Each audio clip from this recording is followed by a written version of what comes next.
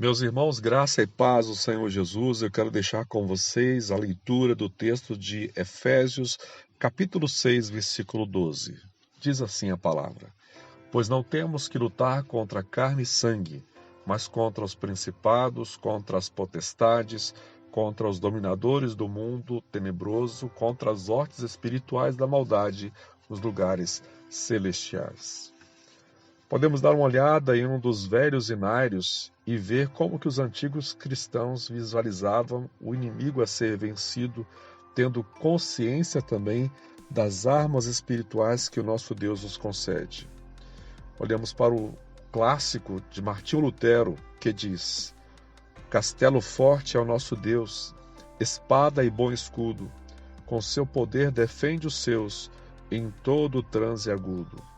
Sim, que a palavra ficará, sabemos com certeza, e nada nos afligirá com Cristo por defesa. Com fúria pertinaz, persegue Satanás, com artimanhas tais e astúcias tão cruéis, que iguais não há na terra. Esta letra nos indica uma consciência muito clara sobre a guerra espiritual e nos indica como nós devemos proceder. O texto de Efésios capítulo 6, versículo 10 em diante, talvez é a maior fonte de revelação bíblica sobre esse assunto.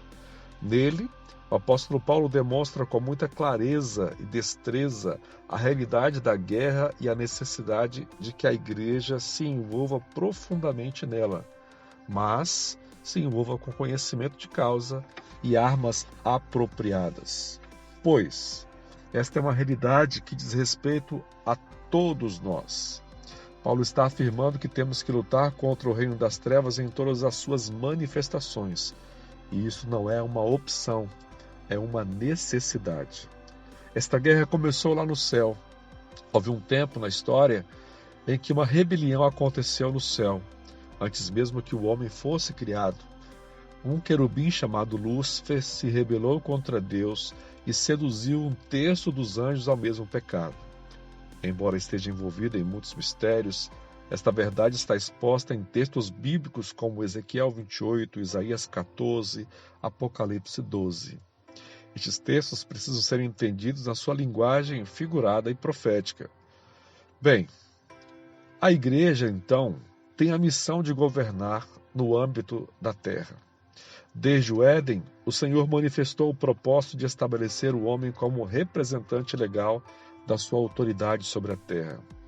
Pelo pecado, Adão deixou que Satanás lhe usurpasse esse direito, e por isso ele tem estabelecido caos no planeta, geração após geração.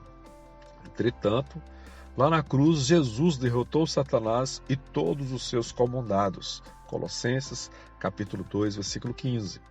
Ali foi restabelecida a autoridade do homem, especificamente daqueles que se identificam com Cristo em sua morte, os crentes nascidos de novo.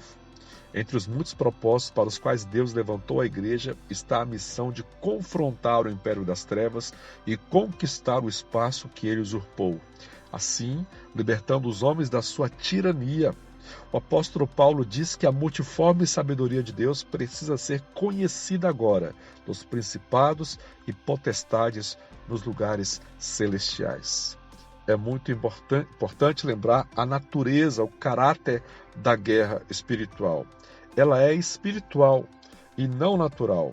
Paulo diz que devemos lutá-la nas regiões, nos lugares celestiais.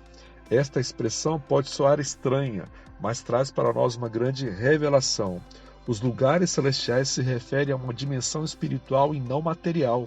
Isso quer dizer que para confrontar o império das trevas, temos que possuir conhecimento espiritual, revelação, discernimento espiritual e armas espirituais.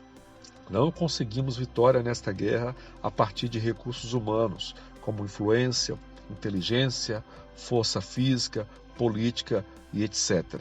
Embora Deus possa usar esses recursos, não é deles que depende o nosso êxito na guerra contra Satanás. Vale lembrar que estamos numa posição de superioridade. A Igreja do Senhor Jesus está revestida de poder e possui armas espirituais inigualáveis. Sua posição é de superioridade em relação ao reino das trevas. Segundo a Bíblia, após ressuscitar, Cristo assentou-se à direita do Pai nas regiões celestiais, acima de todo principado e potestade, poder e domínio, e de todo nome que se possa referir não só no presente século, mas também no vindouro. Então, a guerra espiritual, ela é uma sucessão de batalhas e estratégias. E nós precisamos, então, exercer a resistência, a poder na resistência. O reino das trevas não consegue nos atacar ou impedir indefinidamente. Sua munição e força são limitadas. Por isso, Paulo diz que, se atacados, devemos resistir até que passe o dia mau, e ele passará. Tiago assegura: sujeitai-vos, pois, a Deus, mas resisti ao diabo, e ele fugirá de vós. Que Deus te abençoe.